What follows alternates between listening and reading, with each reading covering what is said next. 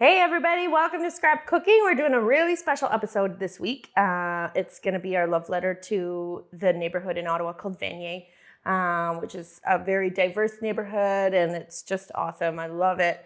And we're going to be doing a love letter to Vanier. We're going to be cooking with ingredients that we've got from 3 different stores that are there. So the Latino Mercado on Montreal Road, the Supermarket Green Fresh that's just off of Montreal Road, as well as the Musa Market that's on MacArthur. So we're going to be doing a dish that is a traditional Mexican dish from the Yucatan called Cochinita Pibil.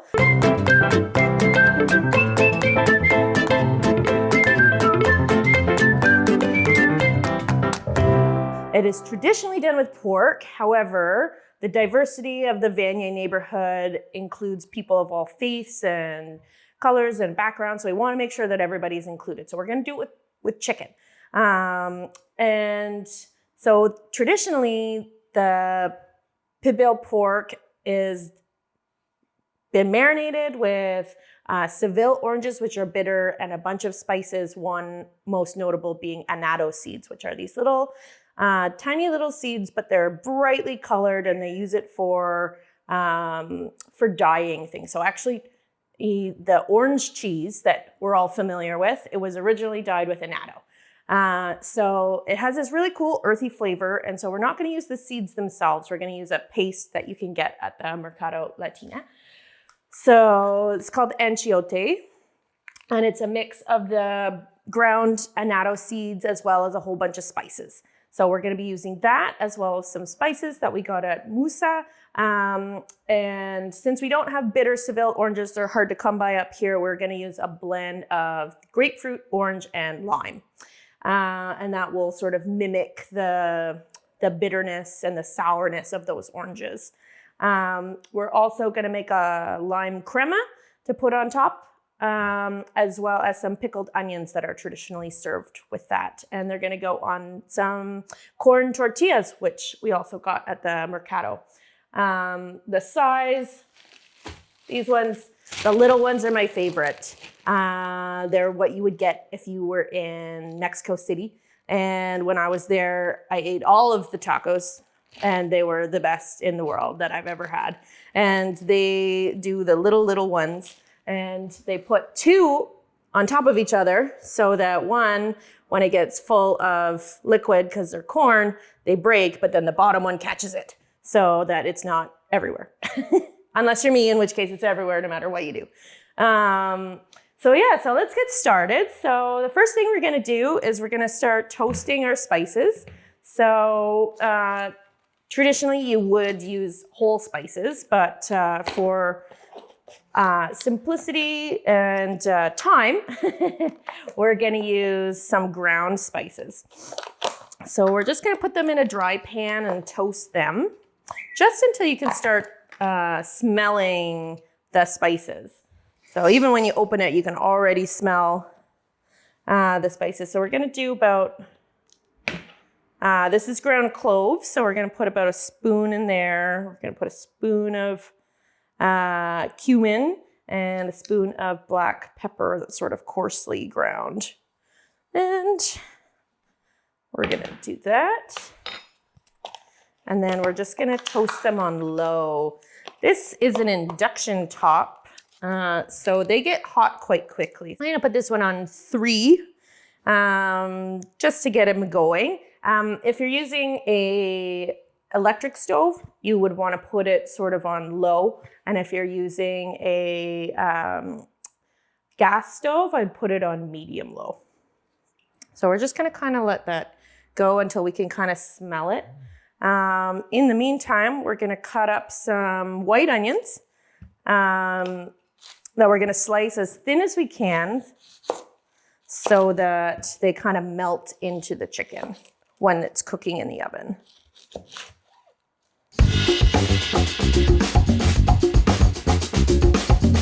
So next on our list of things to do, we're going to take an orange, a grapefruit, and 1 lime. We're gonna zest it all into our onions, and then we're gonna juice them into the onions. So I've got this handy tool. It's called a zester.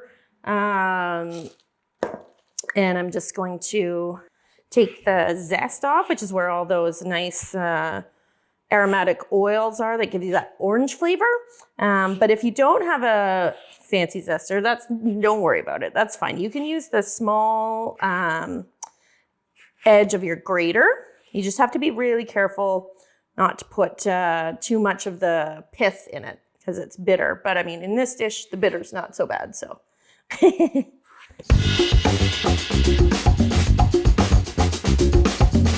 Now, if you have a reamer or a juicer, just a little hand guy, go right ahead and use that. And if you don't have those, I like to do it into thirds. So sort of like just on the other side of the middle so that we don't get the core of it. And then we cut it in half.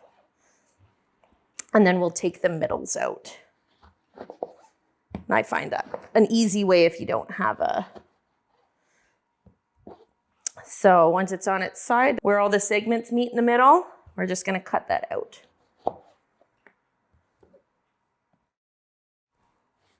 Find it easier to seed it if you've got big seeds, like in the grapefruit. So these ones came out with that, so that's good. Kind of check the other ones. You can see. So we just kind of take the tip of the knife and pull them out. Got a couple in there as well, so. Now we'll put the seeds in our compost. So these guys, I just put them in my hand. You could also throw them in your water, which is good. And I just sort of squeeze them out. Then they can go in the compost. I've got all that juice in there and gonna get the enchilada ready to go. We're gonna add it in there. So it's a little brick and it is gonna color your hands. So like to break it up into small little pieces. Yeah, we've got 4 chicken breasts, so I'm gonna say we probably need about half of this block. Another way you can do it is you can put the juice with the zest in a blender with the enchilada and blend it all together. That works as well. And then we're going to mix it in, but we really want to break it up. So it might need to sit because we want it to kind of dissolve. It might need to sit in the bowl with the juice just for a little bit, just so that it makes it easier to dissolve a bit. The thing is you can get your hands in there. So we're gonna check over at our spices. Oh yeah, we got some nice aromas going on, so we're just gonna get those in there. And then we're gonna add some Mexican oregano, which got at the Mercado. So I'm gonna put in about 1/4 cup, maybe 1/8 of a cup to 1/4 cup. Mix that all in there. And then the next step we're gonna do is cut up our chicken and add it in there and then let it all hang out together. And now we're gonna take our chicken that we got at Musa and we're just gonna put it on some paper towel so that we can just pat it dry.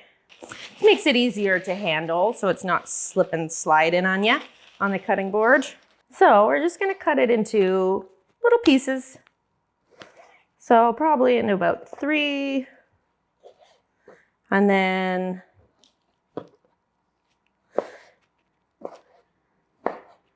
to about 1-inch cubes. And we're gonna add it into our onion and enchilada mix. There we go. So we're gonna make sure it's nice and mixed, and the acid in there from the citrus is gonna break down some of the meat proteins for us, and it's gonna have that lovely sort of sour taste, and it's gonna get that earthy taste from the annatto seeds and the angiote, and gonna have a little bit of sweetness from those onions and all that beautiful spices in there. So here we go, there's our chicken. Gonna put it in the fridge.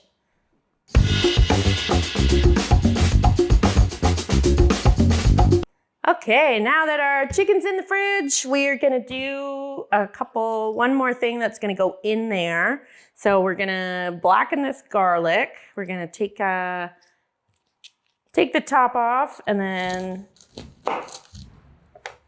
probably use about half of it. I'm gonna cut out that bottom part so that we can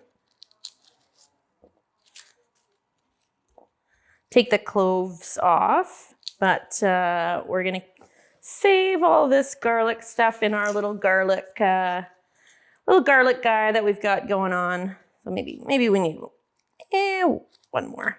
So I've got my pan on that had the spices in it. I just wiped it out just with a towel. It's dry, it's fine. So we're gonna throw these guys in there, and traditionally we would maybe skewer them and put them over some coals to get them nice and black and get some of that charcoal smoke in there.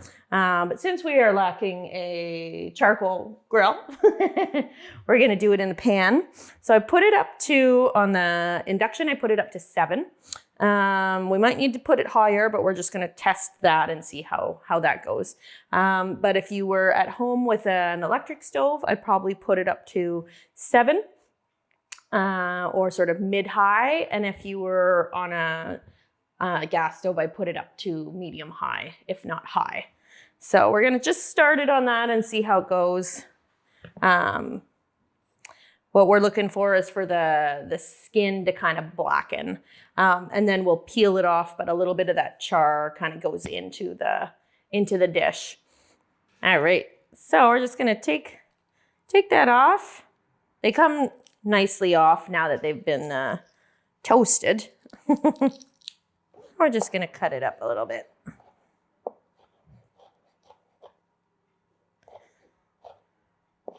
And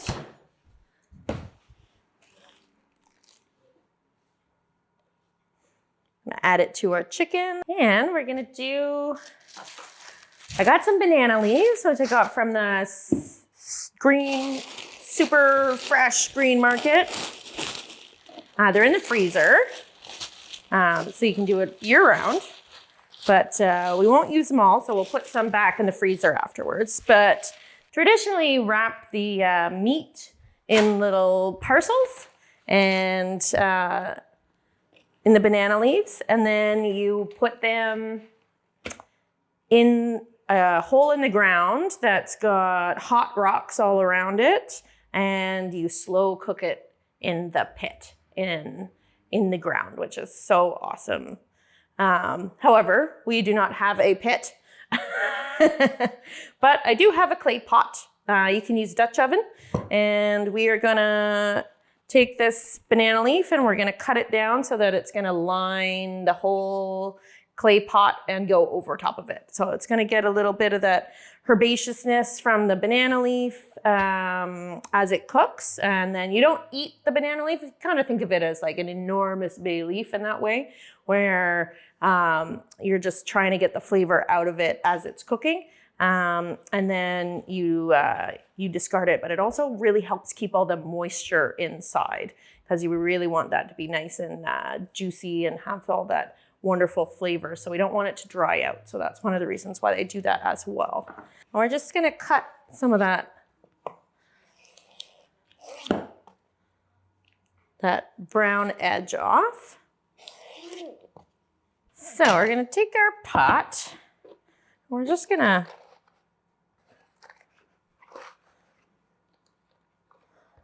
line it. Since we're not putting putting it in the ground, we don't need banana leaf everywhere. So just this one little strip is fine. And then we're gonna cut another piece that's gonna go on top and keep some of that moisture in. But so now that we've got our banana leaf and we've got our chicken that's been marinating, we're gonna add it in.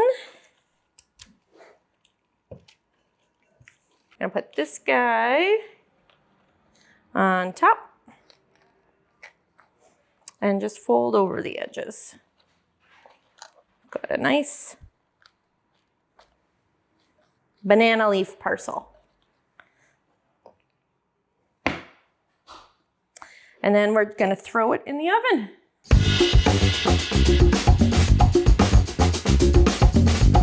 All right, so now that we've got our chicken in the oven, we're gonna work on some of the garnishes. So we're gonna make some pickled red onions, one of my favorite garnishes, and we're gonna slice up some radishes and make some lime crema.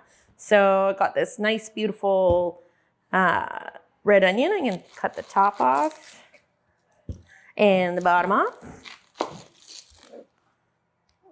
And cut it in half. I think we probably only need half.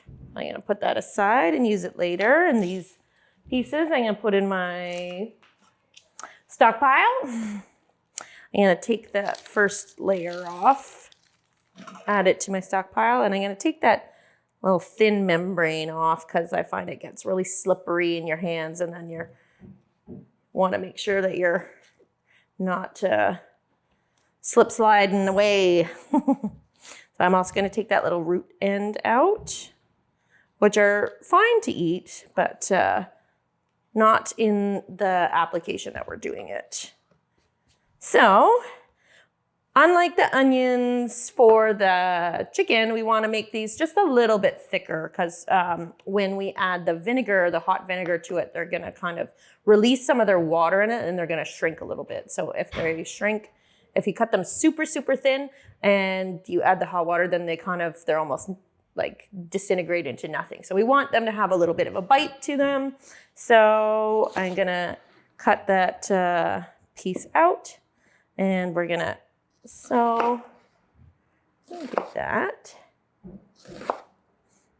There we go. So we're gonna put these onions in this bowl here. And for this one, we're gonna use some cider vinegar, but you can use white vinegar or white wine vinegar or any other vinegar that you prefer. So in my little pot, we're gonna put, I'd say probably about maybe a cup and a half. So my pot here has some measuring on the inside. And then we're gonna add about a quarter of water. Put it down and we're just gonna bring it up to a boil and then pour it over top of our onions, and we're gonna add a little bit of salt. So there we go. Turned it up all the way this time. All right, so we're also gonna add 1 chef pinch of salt. All right, wait till that comes up to a boil. In the meantime, we are going to get our yogurt. I'm gonna maybe put about a cup, as well as a pinch of salt. And we're gonna take one of our limes and our zester or your small grater. Now we're gonna zest some of that lime zest into our yogurt. And I am going to cut it into 3 as I like to do. And it will just depend on the lime and the yogurt how much we're gonna add. So it's gonna require tasting it because some yogurt has more fat in it, so you might need a bit more, and some is a little bit thinner, so you don't wanna add too much juice. So I'm gonna stir it up so we get sort of our lumps out. And then we're gonna add, we don't really wanna curdle it, so we're just gonna add it quickly. Saved it. But most of that flavor, the yogurt's already a little bit tangy because it's yogurt. You could use sour cream as well if you prefer.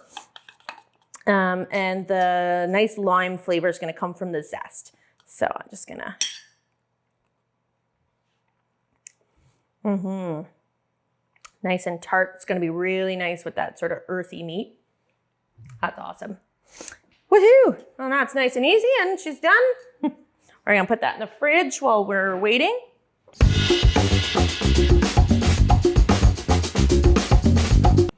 Okay, so now we've got a nice hard boil. We're going to just pour it over our onions.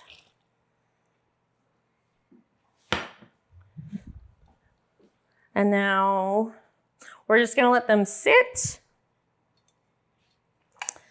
Going to try to break them up a little bit with our tongs. And they get that, they go that bright pink color that I love so much.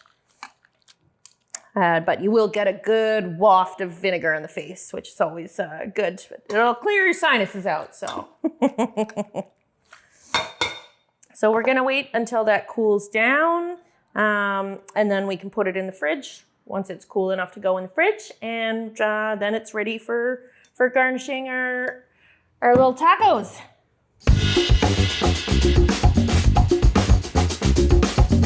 Got our nice radishes, and really we're just gonna slice them nice and thin. You can do it either way. The little top, you can cut it if you're doing it this way. It's fine. Cut them as thick or thin as you want. The thinner they are, the less bite they have to them, and sometimes that's desirable and sometimes it's not, depending on who you are. 2 is good. Put that guy in the compost. You can put it in there too.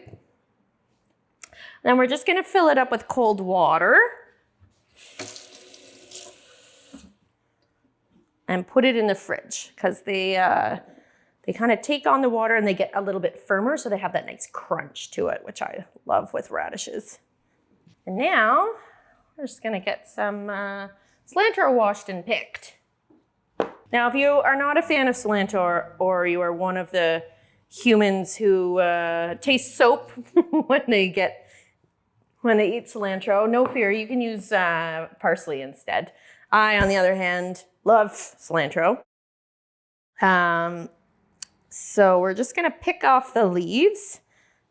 And cilantro is one of those herbs that grows, and depending on where it's grown, when it's raining, the rain can hit the sandy soil that it's in and kind of hit the sand up into the leaves. So they're often very gritty. So they always need to be washed. These ones are particularly gritty, but that's okay. So I'm gonna run it under water, jostle it some more, and then we're gonna let it sit for about 10 minutes, because the dirt is actually heavier than the leaves. So the dirt will fall to the bottom, and then you can pull the nice clean leaves out, and then you have this sort of sandy pile in the bottom of the water.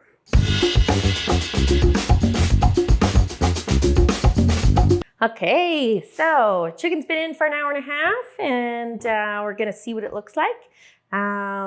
If we wanna make it super, super tender, we can probably leave it in for another half hour, even an hour, to get it really tender.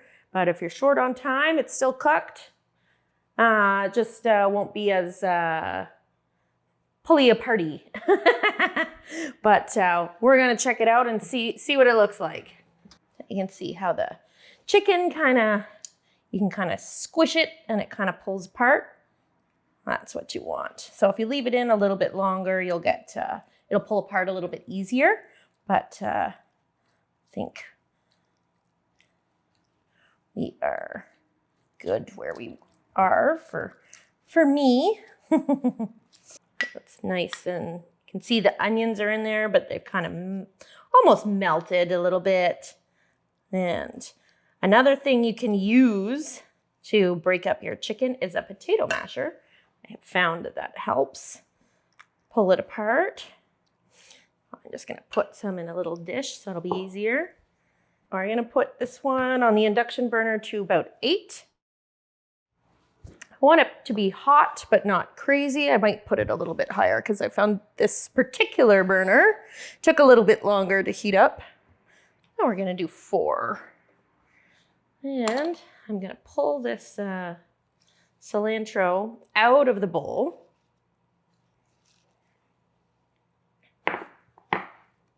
That way the dirt sits at the bottom. And we're also going to chop these limes up a little bit, just into little wedges. But everybody gets a little lime wedge with their taco, or some extra acidity. Lovely pickled onions we're gonna put in a little bowl. So I'm just gonna wet my hand just so, and then you can spray the the pan, then you know it's getting hot. So we're gonna put a couple of these guys in there. We want them to be nice and browned on the bottom. They steam, they're warm, they've got that lovely smell, sort of toasted corn, and they're just delicious. I love corn tortillas. So you can do it Mexico City style, where you double them up. And I'm gonna put some of our chicken.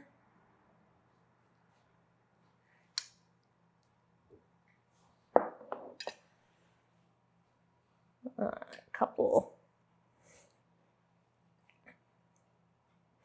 couple pieces of pickled onion, some radish. That's a large radish. I'm just gonna eat it.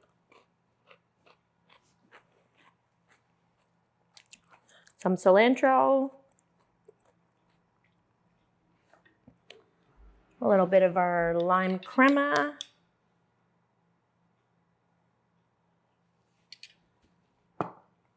And a little spritz of lime.